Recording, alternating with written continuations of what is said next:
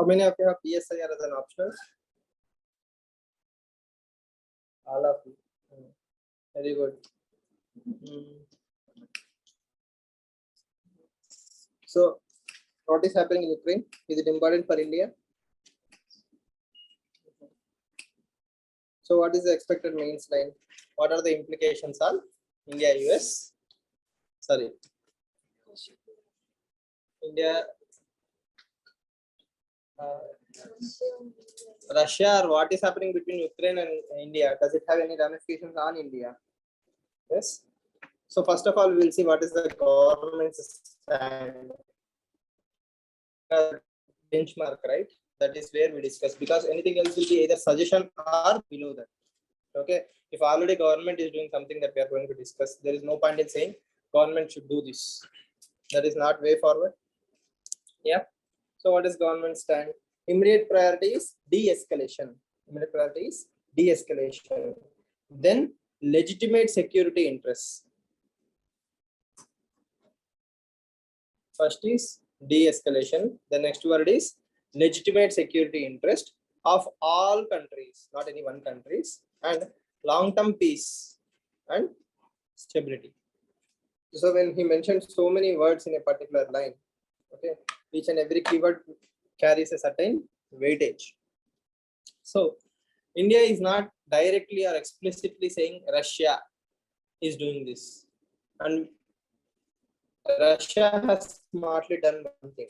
That is, it has declared those regions as independent regions. Then it is sending troops, calling them as peacekeepers. So we cannot use the word invasion, at least from Indian point of view. But America is calling spade a spade. That is invasion. Okay. Now, is it correct? If Russia is saying that we are sending troops for peaceful purposes, okay, should we believe Russia? Should we take Russia as a stand? Okay, if we more or less, stay neutral or don't do anything, there is CATSA. There is a high chance of, S-400 deal being imposed through CATSA, Russia, and nobody can object that. And we won't have the moral authority also, So America will have extra moral authority to impose CATSA sanctions on every Russian deal. Russia will be suffocated. Okay, Russia is being pushed into China's lap. That is also one thought process, right? And here we also have to look at the macro thought process. We should not look at Russia as a villain. We should not look Russia from Western prism. The moment we start looking Russia in a Western prism, we are not understanding the concept of strategic autonomy. Yes, what is Russia doing? Russia is trying to, make sure that NATO's expansion is not happening, and wherever Russia can get more control, Russia is trying to get the control right now. If not now, it will be impossible in the future deals. Okay. So now, what is Russia expecting? Russia is expecting a concretized deal that NATO will not expand. At the same time, Russia should also promise that they won't try to consolidate the earlier Soviet powers. And by the present move, what happened? Russia had said to the international community, even if you broker a peace deal, like the Normandy, where Germany and France were involved in brokering the peace between Ukraine and Russia. Okay, the Minsk agreements. I might violate them in the future. So if anybody argues that Russia should enter into a legal agreement or something, and in future expect Russia to uphold it, okay, Russia is proving you wrong right now. So should Russia be trusted? So why is Russia doing all these things? What are the ramifications? Yesterday, Raja Mohan article was asking the questions, what will be India's stand when Russia is occupying Ukraine? Now that it is invading Ukraine, what to do next? And if you see the troop movement of Ukraine, okay, so this was December. Now Russia is more or less consolidating its troops throughout Ukraine. More troops, Feb 20. Yes, more military presence. That means Russia definitely have the thought process in mind to probably set rules for international community. See, again, this can be pure bluff for USA, right? European countries and USA, come and talk to me. I'm happy to join your club. Live and let live. Okay, that is what Russia is looking for. Why? See, if you see yesterday's article, so this is what I told you, right? Infographic. Russia's oil supply. Okay. Lot of Central European countries are heavily dependent on Russia for energy security. They are happy. Recently, we have seen oil prices went very high in Europe. Crisis is there. So Central European countries are more than happy to do with business with Russia. But what is the first reaction of Germany yesterday? To stop the Nord Stream 2 line. That is exactly what we have discussed. Yes, that means if something happens, Germany though is dependent on Russia, but do not have any other option but to block the Nord Stream 2 pipeline. Now, why is Russia shooting itself in the foot time and again? It knows that trade sanctions will be imposed. It also knows China is not a reliable partner. Yes, unlike any other country, China is not something to be trusted. Okay, more trade or other sanctions will be imposed. Yes, you might trigger regional wars. You have to spend a lot of time fighting all these fires.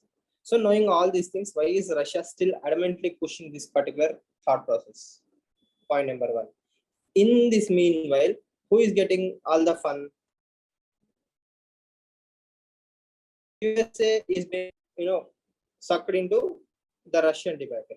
So USA don't have time for China. And obviously it will have advantage for China again. See, S-400 deal is, if it is blocked, who is the victim? India. If oil prices are increasing, who is the victim? India's economy. Per se, Indian economy will be kind of affected, right? See, dollar price, barrel price will definitely affect it. Okay, then we won't have security from Russia in future. If we have to make deals, probably still the US sanctions might be there. Clear? So is USA having is USA doing all the right things? Who to blame? Whom to blame? Russia or USA?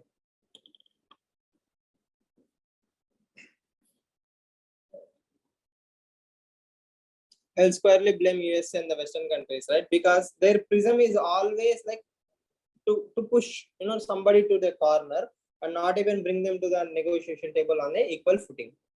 If you want to actually focus on Indo-Pacific, if you realize that your enemy is China, not Russia, then why are you dragging the Russian issue? Why are you still having the legacy mindset? Yes.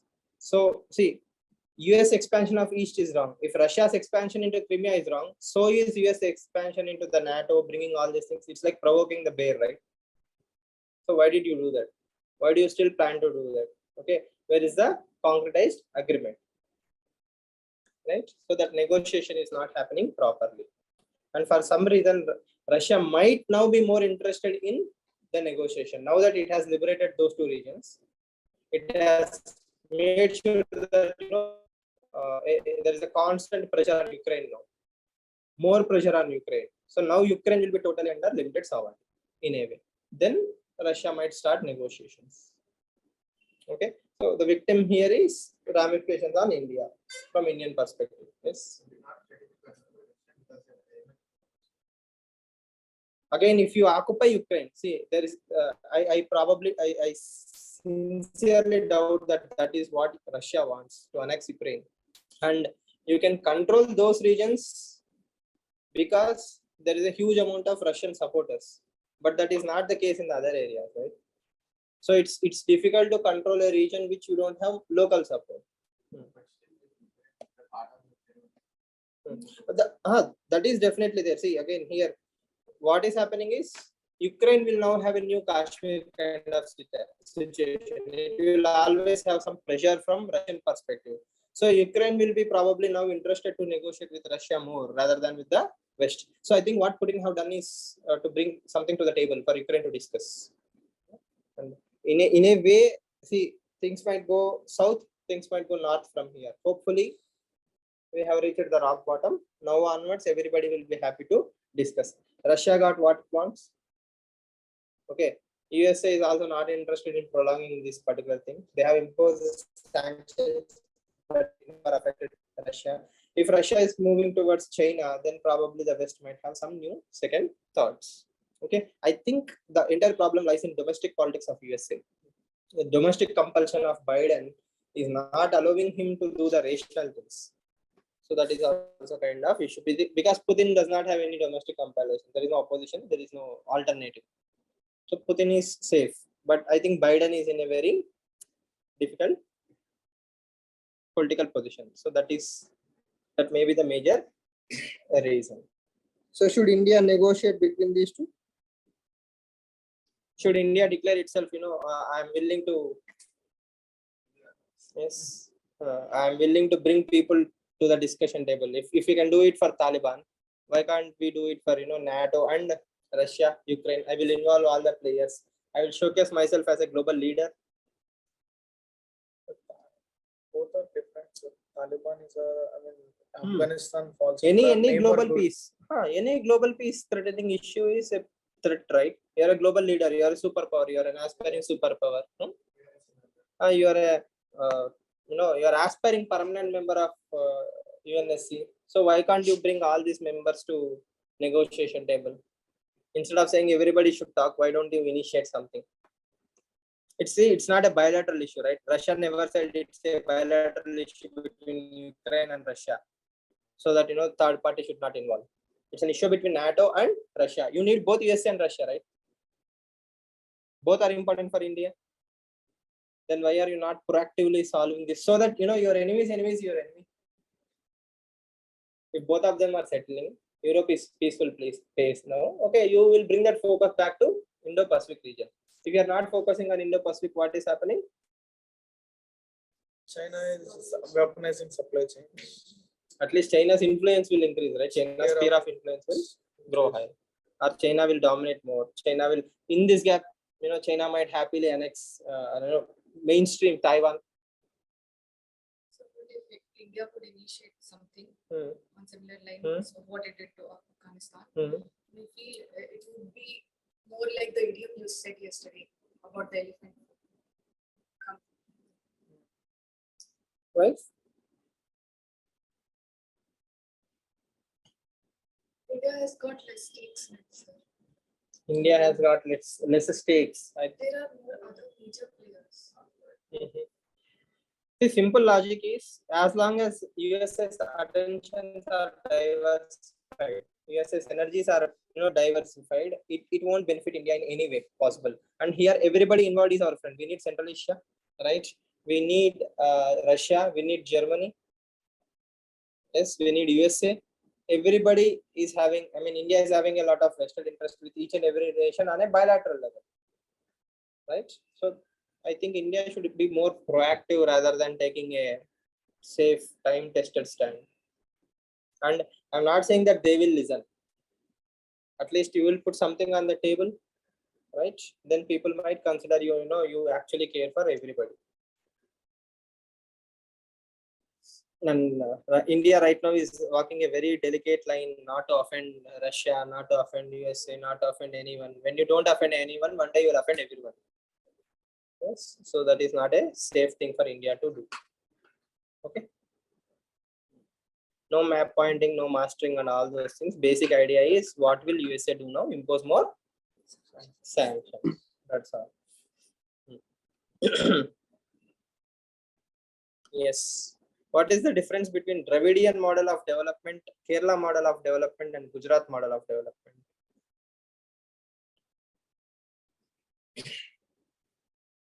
Any idea? Ever heard? Gujarat, Kerala, and Dravidian model. So, see, politics apart, Tamil Nadu is a clean sweep for DMK. So now he mentioned this particular line, Dravidian model of development. So can I pitch it with Gujarat model of development? Do India have an Indian model of development?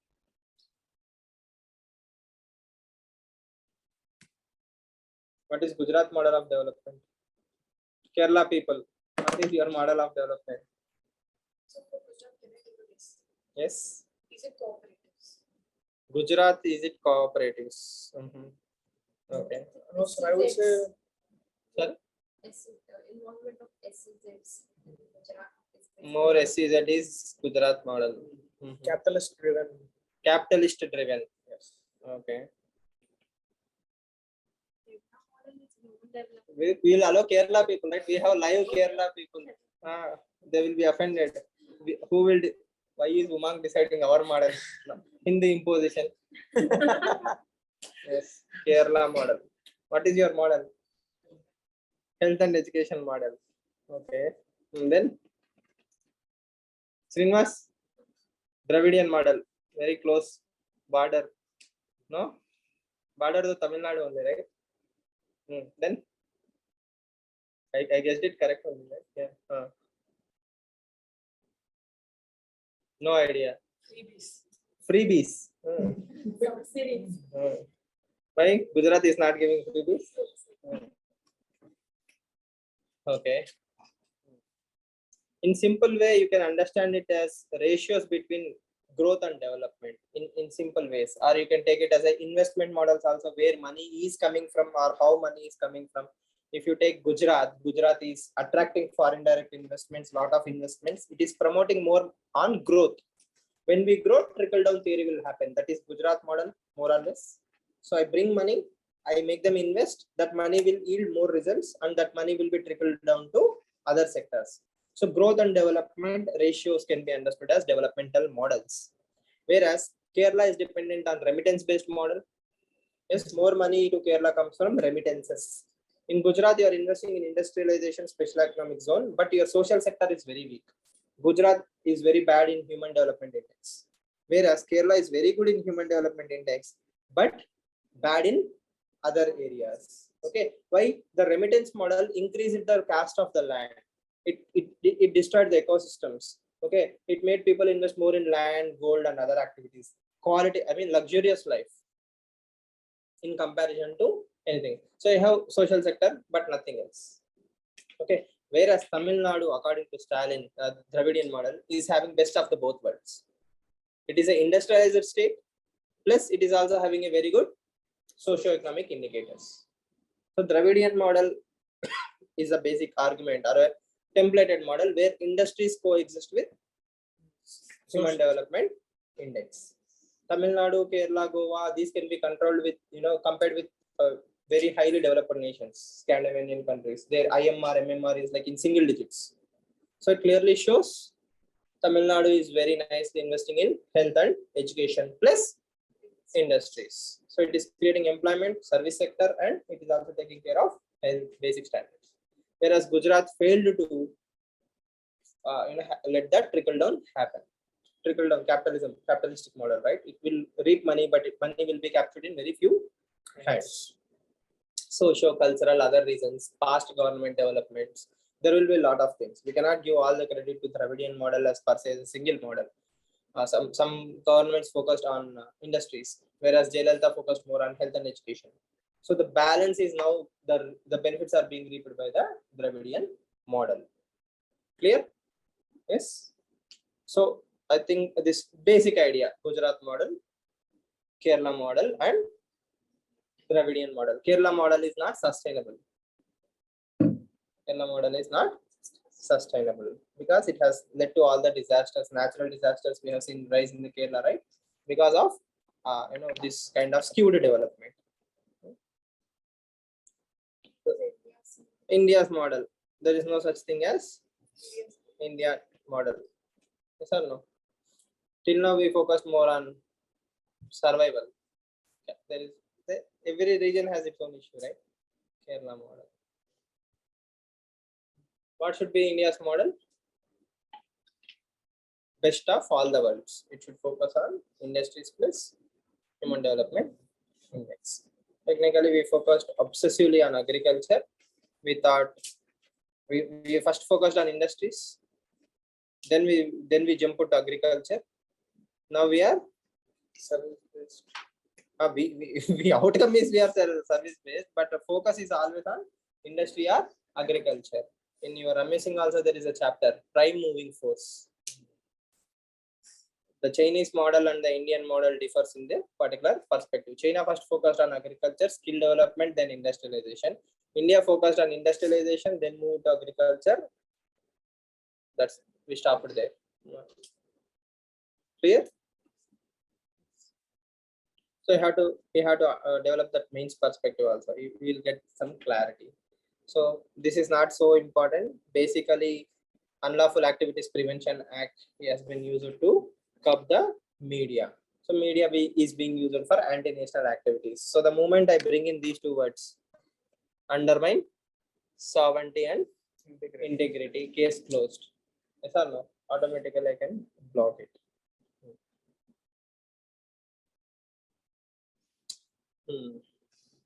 Untangling Kerala's Lokayukta controversy. PDT Achari is a very good writer. He writes very strong articles on polity. So this article is also very good in conceptual clarity. So have you read this article? Any major takeaways? More or less justifies what Kerala did. More or less justifies. See,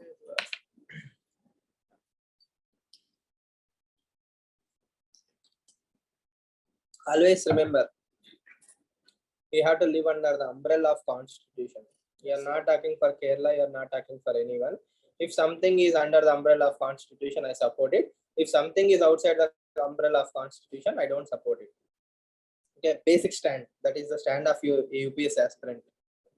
Okay, so ignoring the temporary case in Kerala, if I look at Indian Constitution, is the Lokayukta Act falling under this basket? PDT Acharya clearly lays down the plan that it is not. So it has to go. Okay, so that is the long-term story. Why it has to go? That has to be clear-cut. It is not for political gain because it is antithesis to Article 163 Constitution. A executive body cannot be judge, jury, and executioner.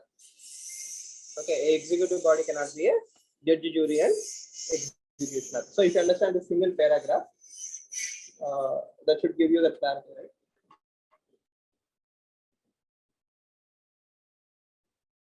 This paragraph.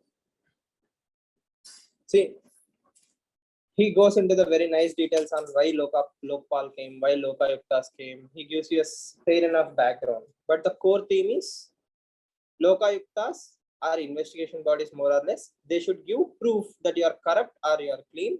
And based on that, the courts are the bodies who should take the decision. Even if Lokayukta gives a clean report, 100% foolproof report that you are a criminal, like you are a corrupt person. If the court acquits you, there is nothing that Lokpal can do. Probably go for a further appeal or something. But the ultimate solution is what? The judge has to tell whether you are a corrupt fellow or not the Lokayukta. Here, the argument is if Lokayukta says like you are corrupt, if it gives a report, what is the argument? He shall make a declaration to that effect and competent authority act upon it. Okay, so resign from his office. So a chief minister or a minister has to resign from his office based on what? Based on a report. Based on a report. So that is antithesis to everything that Constitution says about the powers of separation of powers are within the chief minister power also. So what should be done? And you don't have any justification with any other state. No single state in India have a similar provision. Everybody will say that he or she is corrupt. This is the case. You do what you have to do. So I think the problem came in the proactiveness of the Kerala. 1999 itself it has passed the Lokayukta Act, right? All the modern states are following 2013 Lokayukta Lokpal Act. So I think Kerala went a step two ahead. Now the constitutional issues are coming. It's time to rectify the constitutional issues. Unfortunately, what now has been happening is even if Kerala is trying to do the right thing, it appears like it is doing the right thing to protect its own vested interests. So that is where the political controversy comes into the picture. But if you go to the UPSC basic questions, UPSC questions will be like, what is Lokpal Lokayukta Act? Is it effective? What are the changes that are needed in the Lokpal Lokayukta Act or something in those lines, but not the technicalities of Kerala case. Okay, Kerala is an exception. Sorry, it's an exception. So where we don't have to worry too much. But the core theme is it's a very good body, but India still ranks how much in corruption perception index? Anyone? What is the recent ranking of corruption perception index? Somewhere in 70s. Somewhere in 70s.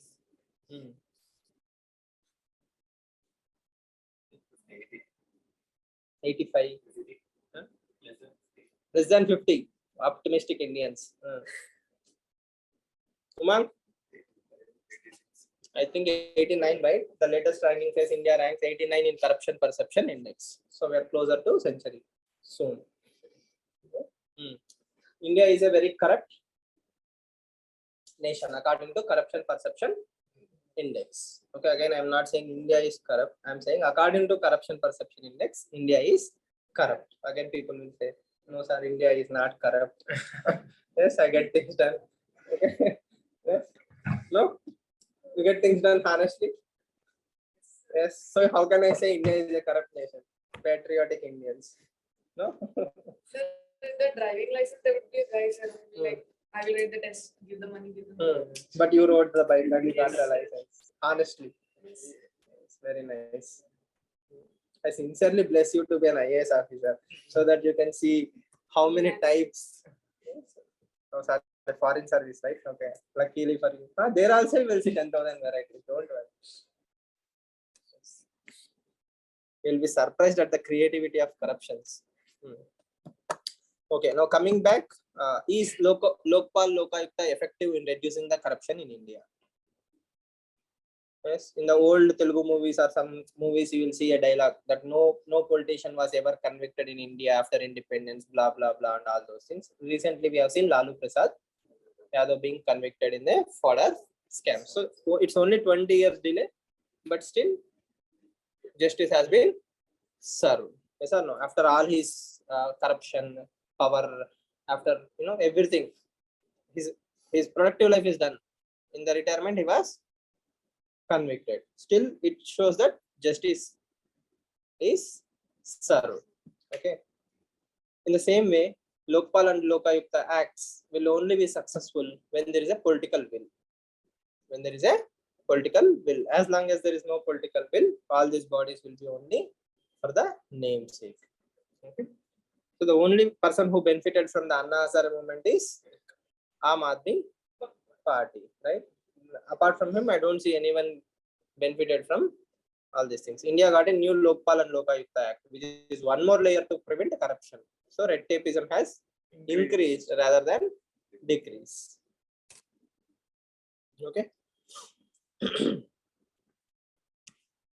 So that's the major takeaway. This is a very interesting article, not at all useful for UPSC. A measure of inflation. A new measure of inflation is brewing on horizon. So he talks about a lot of things. He tells a lot of things. So he also brings in philosophy, ethical thinkers to justify his arguments. Now, basic revision, CPI. Lavanya will tell us what is CPI. In India, which one do we use?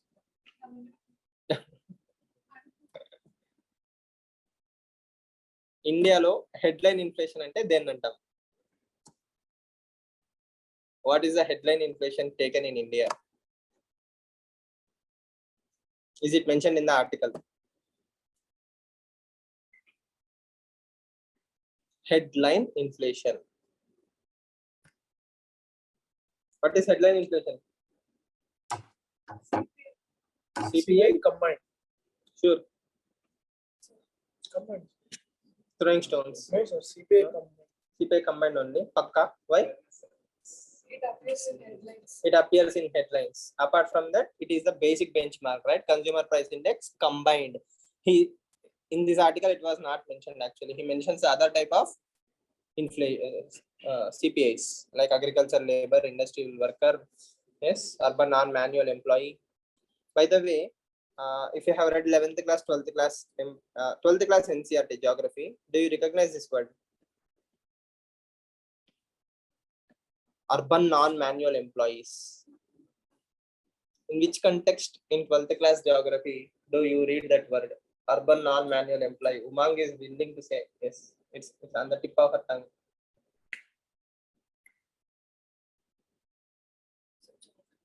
Geography only. Human geography only. Urban non-manual employee. There is a significance to that. Migration.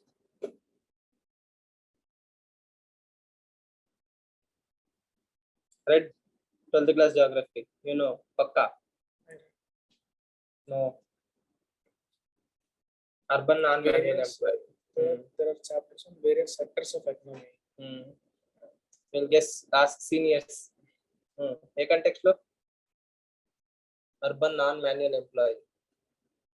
అదొక percentage undi. There is a percentage with urban non-manual employee. And that is the significance. Census towns. What is the definition of census town? No idea? Never heard? 75% of the population should be urban non-manual employees. Such towns are called as census towns. 12th class geography NCERT, no complications. घर जाके एक छोटा सा box, right? Just 3 lines. Try to read it. Okay. So again, census towns is very important because even economic survey repeats the census town argument. We have to develop tier 1, tier 2 cities. Now coming back, what is it trying to tell you? CPI and all those things we can forget. So we take a basket of items and we club them and we call it as in index, and we are saying that for 4% growth, 5% growth. But by clubbing everything, we are not actually seeing the grassroots level impact of each and every item. We don't know. Say, for example, there are 10 items in a basket. 9 items have, more or less stayed the same, but 1 item's price have increased. So it appears like the inflation is more or less stable, but the 1 item which has increased can be rice, example wise, or something which is used on a daily basis by a poor person or a layman in the country. So it affects his life, right? I hope you understand the argument. Yes. Okay. Say for example, the same case study. Price of a rice increased by 344%. Okay. So overall, I'm saying inflation is 5% only. It appears like inflation has not increased, but within the individual list, if I take, some items have gone by 344% or something. So in that sense, consumer price index is not actually reflecting the grassroots levels and grassroots level realities and the ramifications that it will create on the normal person. See, if you go to Kirana shops in Hyderabad, local shops, if you stand there in the morning 7 to 7:30 a.m., some people who are manual laborers and all these people, they will come, they will give 25 rupees to the shop owner and they will take 10 rupees of rice, 2 rupees oil, 5 rupees oil, like this. For his daily survival, he will purchase some things. And it's, very small quantities, 4 rupees of this, 5 rupees of that, and that suffices his lifestyle. Okay. So if the rice price is going very high, out of the 25 rupees, if rice is eating half of the amount, hypothetically, okay, so what will happen to his overall lifestyle? It will change. But at macro level, inflation is still 5.5, which is in the 4 plus or minus 2 basket. Okay, so based on that, in Europe, someone is trying to create a new kind of index which will list out all the items, and in real-time basis, it will probably showcase you how much inflation is happening. So based on that, people will get more awareness. As a policy maker, you might take the necessary steps. That is how I took it for UPSC. For example, if edible oil is increasing by, let's say, 150%, 200% price, the rest all are same. But edible oil prices are increasing 150% in a few months span. That means either imports have reduced or there are some bottlenecks, some issue with edible oil. If I look at the macro picture, everything is fine. CPI is less than 6. No need to do anything. But at individual level, it is changing or it is impacting the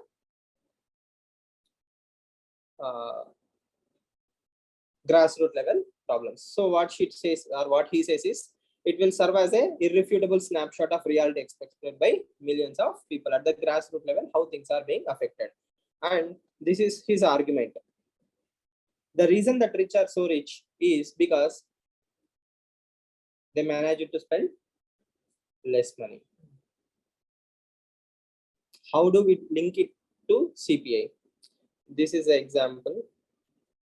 I don't know how many of you understand it, but just go through it. As far as I know, this person is a famous philosopher and economist also probably.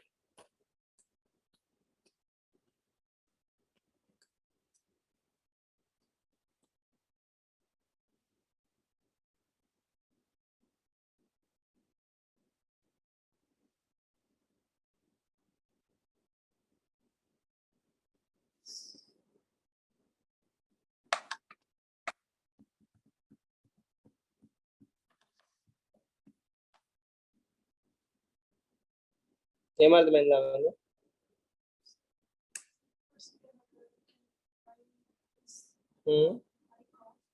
Which is qualitative Hmm. and can come for several years. Suppose we can take 10 years.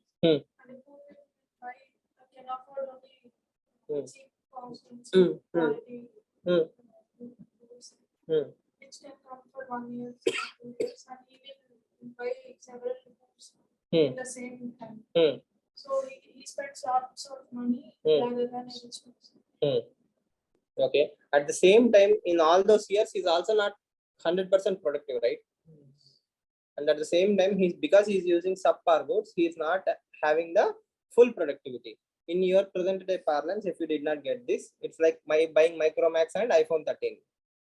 You buy iPhone 13, you use it for 4 or 5 years with full productivity. You have the best of all the worlds. Okay, you don't even think or waste the time. There is no delay, no lag, no time efficiency, no crunch, everything. But if you, let's say you brought a subpar Chinese phone or some domestic phone, it will keep on giving you troubles. You will lose some productive hours. Okay, so if you waste 20 minutes every day because of your slow phone without realizing, but if I accumulate it for 5 years, so all this time you could have used productively elsewhere. In today's world, time is money. I hope we understand the contextualization, right? In today's world, time is money. So when time is money, if you want to boot this laptop, if it is taking 6 or 7 minutes, okay, every time you boot it, 7 minutes are wasted, and you just look at the screen now, booting my 1, 2, right? So 7 minutes, like this, 20 minutes every day, 3 times, 365 days for 4 years. How much time did you waste? So what will the rich person do according to this thought process? If he buys the best available laptop possible, it will boot in 7 or 10 seconds. You won't even think about the boot time. You might read some article, you might learn something new, you might invest something productive. Yes. So all the accumulation of those 6 minutes might help you in the career in the long run. So poor are being poor, whereas rich is spending, the rich are becoming richer, whereas poor is spending time both in energy wise and otherwise also. So that micro analysis of knowing each and everything will help the thought process. So that is my understanding of that article. I don't know how else it is useful for UPSC. But I think it is reasonable, right? As a policy maker, more data I have, the better. If I know each and every item, its fluctuations in the CPI on a real-time database, as a policy maker, I will be more proactive. So if it is a repeated theme that every summer the price of certain goods are increasing because of bottlenecks, not because of lack of production, but because of bottlenecks. If I solve the bottlenecks, I can keep the inflation under control. So that is one thought process, right? Biden is risking his Indo-Pacific strategy. Brahmachalani's article, have you read? Yes. Any summary?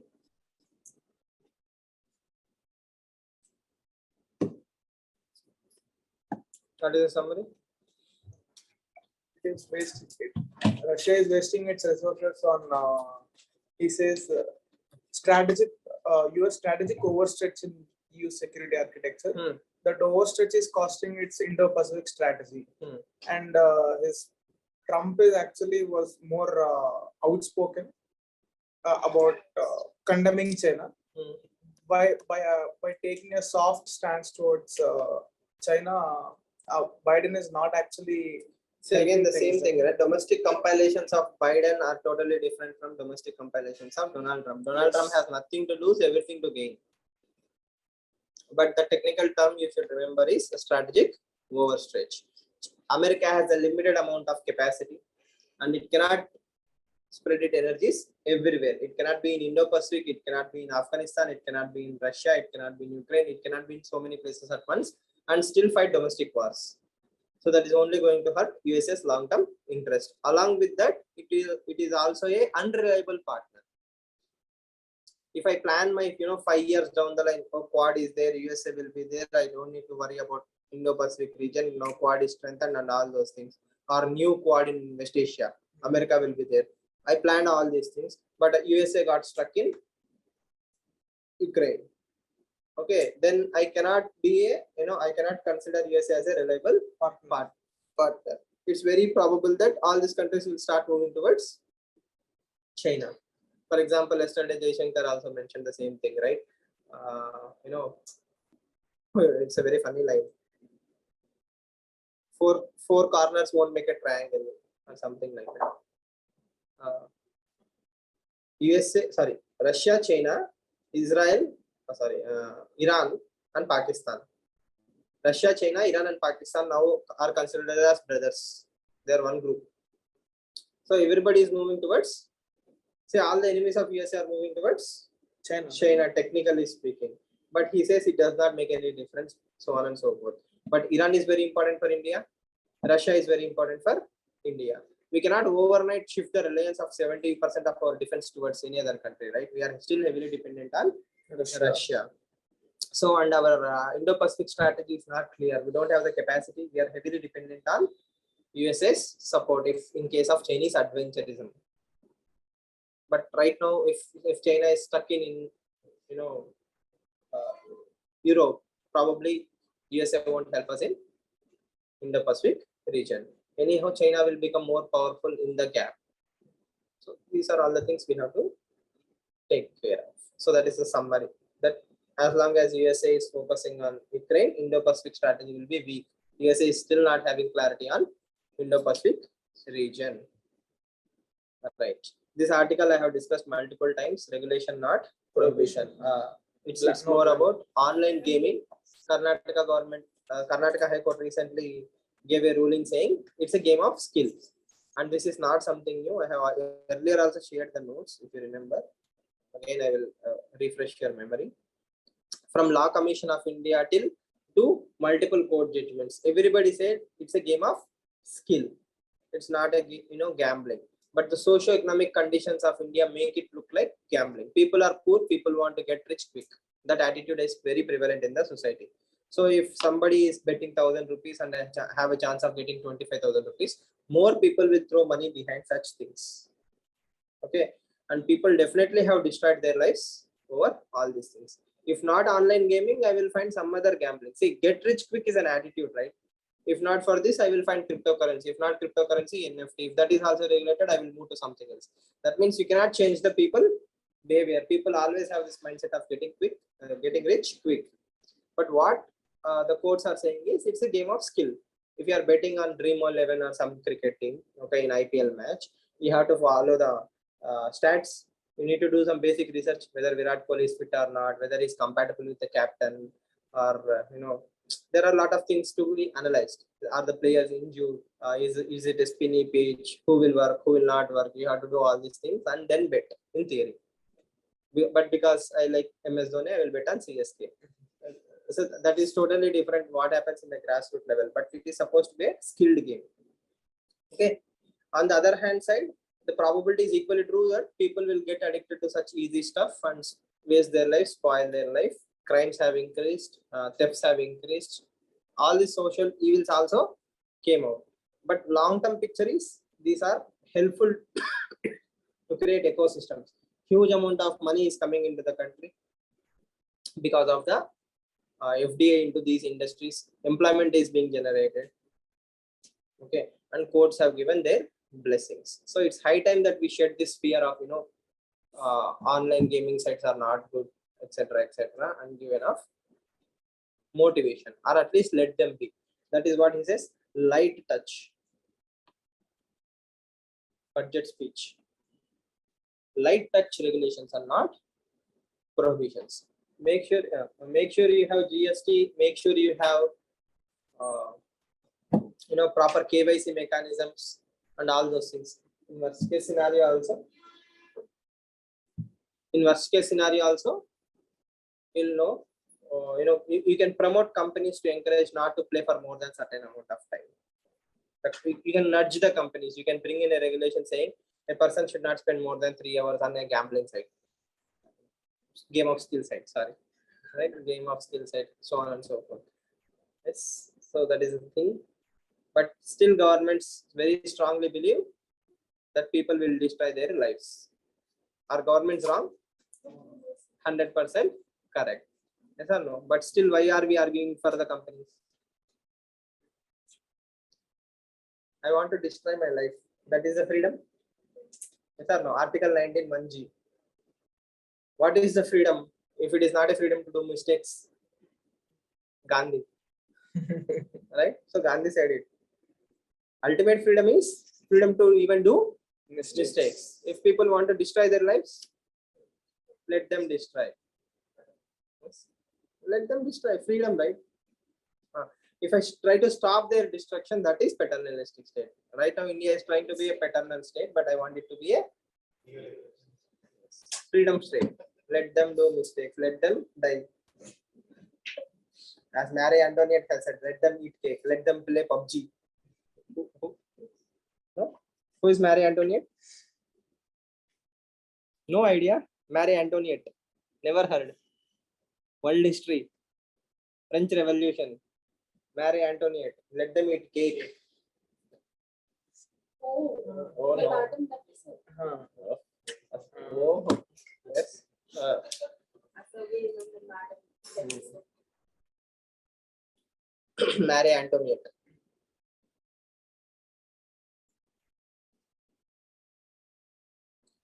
Clear? Yes. So say again, even Law Commission of India is sub.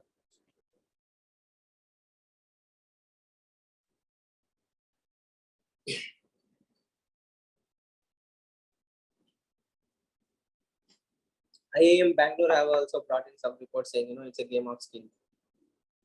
So there are so many proofs to show that it's a game of skill. It's like stock market, right? If stock market is legal, why not? All these things, game of skill. So it's my money. I want to throw in stock market. I want to buy, Ambani's company. That's fine. I want to buy Vijay Mallya's company. That is also fine. Not everybody should buy only Reliance, right? If everybody buys Reliance, what about other companies?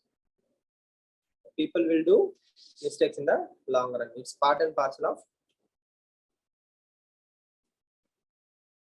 life. Now, if you want to really change people, implement National Education Policy 2020 effectively. Yes or no? Develop morals, ethics, values. Let them realize that all these are trivial. They should focus on productive activities. Gambling. I'm not talking about game of skills. I'm talking about pure gambling. Why do people get into gambling and all these things? Because you lack proper morals, values, and all those things. Why do you get into thieving or crimes? I think the Telugu movie Vedam is a very good example, right? Yes. Yes. Because of your luxurious lifestyle, you enter into a life of crime. So that is exactly what these things will also do. When people say everybody is having an iPhone 13 or iPhone 14, automatically as a teenager or as a youth, you will have the feeling, mine is Micromax, there is iPhone. So what should I do? Obviously, 60,000 rupees, 1 lakh rupees is a huge amount of deal money for a lot of people in this country even today. So the only way they can make such amount of money in less amount of time is by crime. That is why crime is very prevalent, right? And again, Hyderabad is not India, right? Obviously, outside Hyderabad or when you go to rural areas, towns, people don't have access to a lot of things. When they see all these things, they will still consider it as a luxury. So what you consider as a norm is luxury for them, and that is why crimes are prevalent. We cannot stop that from happening. So all the stakeholders, that means companies, individuals, and the state should focus on that Madhyama Marga, middle path. Yes or no? Let them play, but put certain regulations. That regulation should always be healthy enough. It should encourage both the ecosystem and at the same time control them not to waste their lives. Yes. Clear?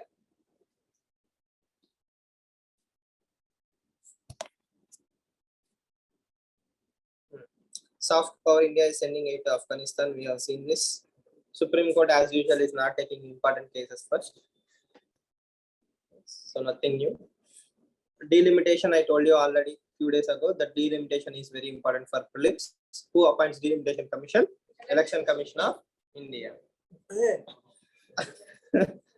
She is saying, why it's wrong? Appointed the president. She said, Appointed from president, but it's taken from election. technicality. Delimitation commission.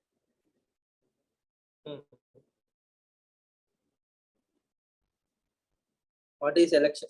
What is the role of Election Commission of India in relation to delimitation commission? What is the role of president? I told you these questions, right? Census. Which census is taken? Basically. And which amendment blocks delimitation in India till 2026? Which amendment?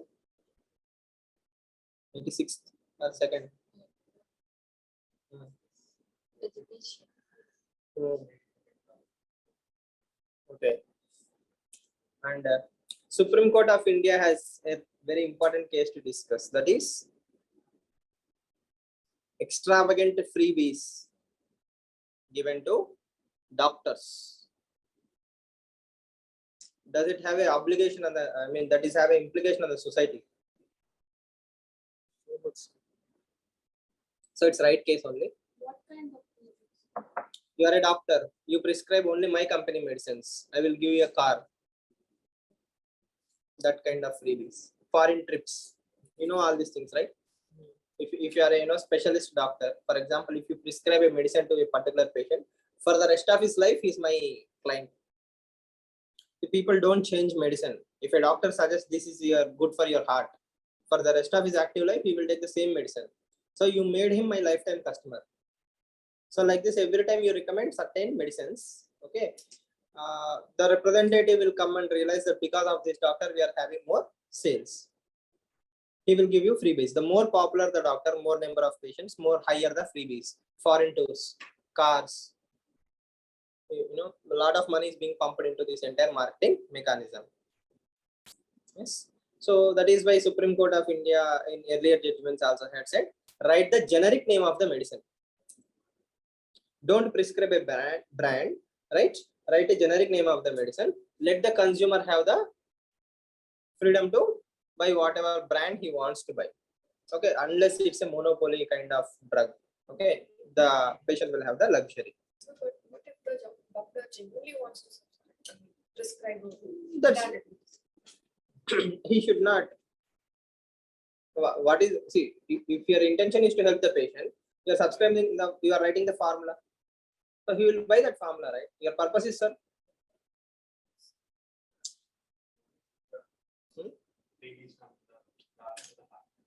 Again, see, what will the doctor say? You go and get that medicine. Let me check them once. Very innocently, he will say. After the treatment, doctor will write, "Oh, you buy the medicines and show me." Why? He will say, okay, this is not this. The pharmacy is mine. Obviously, right? I will sell that brand medicine there. You will write a generic medicine. You will go to that medical shop. That medical shop wala will give you that branded medicine. Did the doctor write branded medicine? No. Who gave it to you? The chemist gave. Okay. Who? What is the link between me and the chemist? In my hospital, I have a pharmacy. Who is getting the money? Again, I'm not blaming their talent or marketing skills or whatever. It is part and parcel of the entire mechanism. We are used to it. Why should Supreme Court have a problem?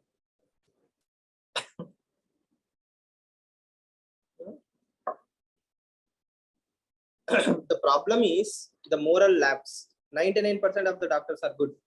Okay. But the 1% will actually recommend you unnecessary stuff just because he will get certain amount of commission. Even if you are not supposed to take that thing, that 1% of the doctors who are bad, the rotten apples, they might misuse this entire provision. Suppose it is true, right? Okay. Okay. So again, any doctors in the house? No, right? Even if it is, there are always good people, bad people. And as she said, if a doctor genuinely wants to help you because it might suit you, you might recommend. Do you read this a column anytime in Hindu? Ever? Yes. Occasionally? No? I think such articles will help you in ethics also. I mean, if you develop that jargon like Nishkama Karma, Arjuna Vishada Yoga, or Ujjoga Parva of Mahabharata, Shanti Parva of Mahabharata, if you don't remember anything, you can throw them in the ethics paper. If time permits, or else you are happy to not ignore it. Nord Stream 2, map pointing, all of you know what is Nord Stream 2. It's a highway between, not highway, what is it? Gas pipeline. Gas pipeline between Germany and Russia. Okay.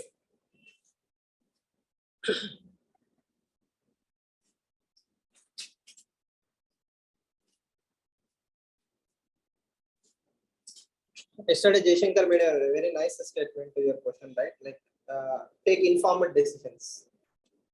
So some neighboring countries like the Bangladesh foreign minister have asked, should we take the loans from China? So he said in one line, take informed decisions. So I think Sri Lanka is doing a lot of adventures with its economy, right? So we have seen the inflation. Can we call this as galloping inflation? 16%.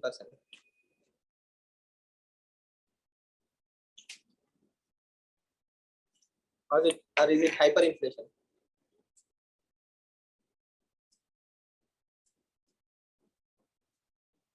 When is it hyperinflation? 6%. 6% is hyper. Process. Galloping is jumping the numbers. So the numbers are not jumping. I mean, the inflation jumps from very high. How high? How high is galloping? This. That kind of. What is hyperinflation? Have we seen hyperinflation in the recent times? Venezuela. Percentage, any idea?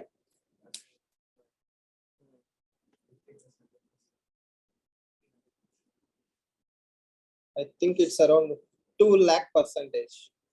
Yeah, Venezuela. So inflations can go super high. That is hyperinflation. Lakhs of percentages.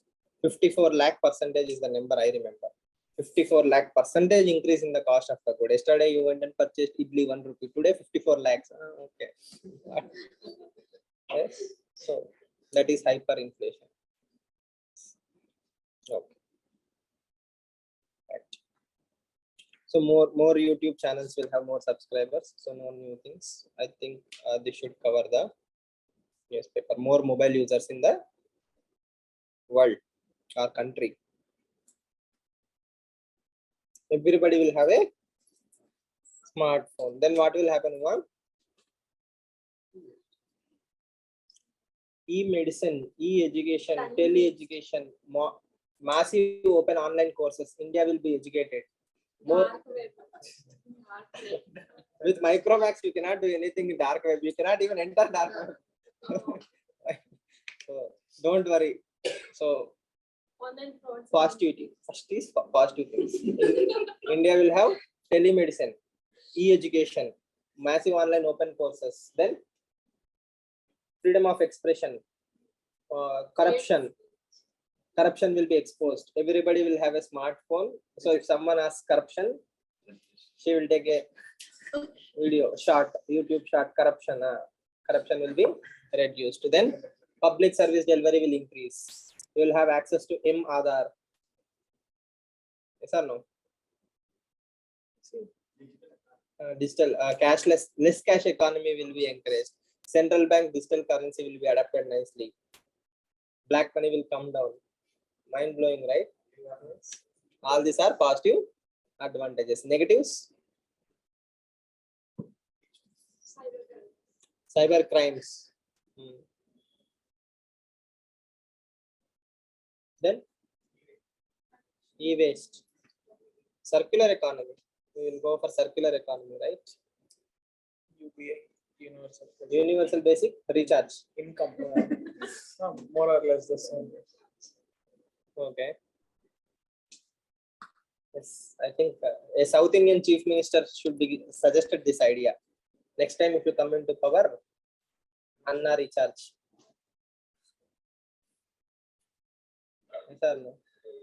So all mobiles in the state will be recharged by the state. All BPL families. Nice. Prashant Kishore. I will mail Prashant Kishore. So any questions from today's newspaper? I think we should focus more on the static part as usual. If anything important, we will remember. Now, conclusion. So we'll say Narayan will say all the countries that are surrounding Black Sea. If he says you can go for lunch, or else still he says you stay here.